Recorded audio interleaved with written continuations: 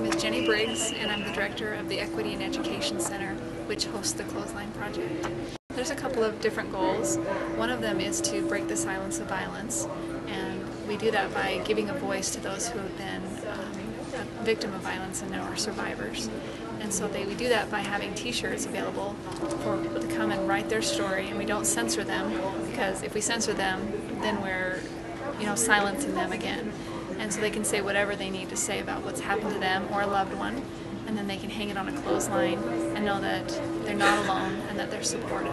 Another goal is also to have other people come who may not have experienced violence, but to come and be aware of the tremendous epidemic of violence that's happening right here in Utah County. I've never heard of anyone being abused before, but according to those shirts, there's a line in there. I think it is such an important display of abuse that's happening in the area.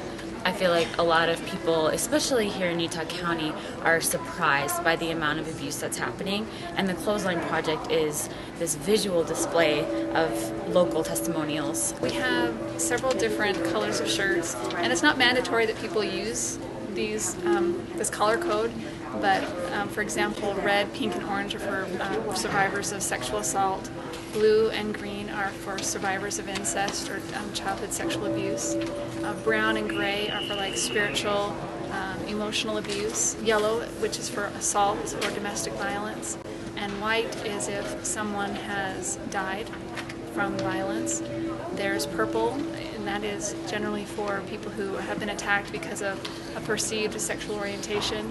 Black is for people who have either been attacked because they are disabled, or they have become disabled because of a violent attack or abuse.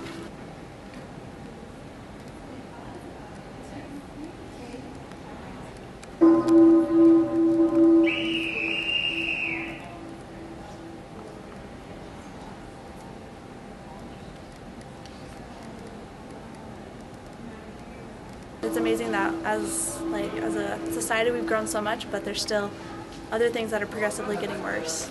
But we want to provide as much information as possible about the different forms of violence, things to look for when you're in a relationship or even before, so that you won't get into a bad relationship. And then also for people who are experiencing abuse or violence in their life, that they can find out where to go for help. And so we have 4 tables full of information, and they're free for anyone to take. It's an amazing thing. It helps increase awareness. It helps with the healing process of these victims.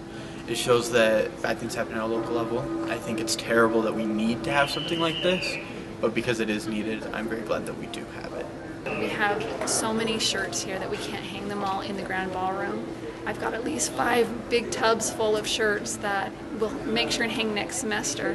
But that just shows you how much abuse is happening right here in Happy Valley. And we have between 150 and 200 shirts made every semester. And so it's a real problem here, and we need to basically unbury our heads and realize that it's happening here. We can't keep it silent anymore, because that's how it thrives, is in that silence.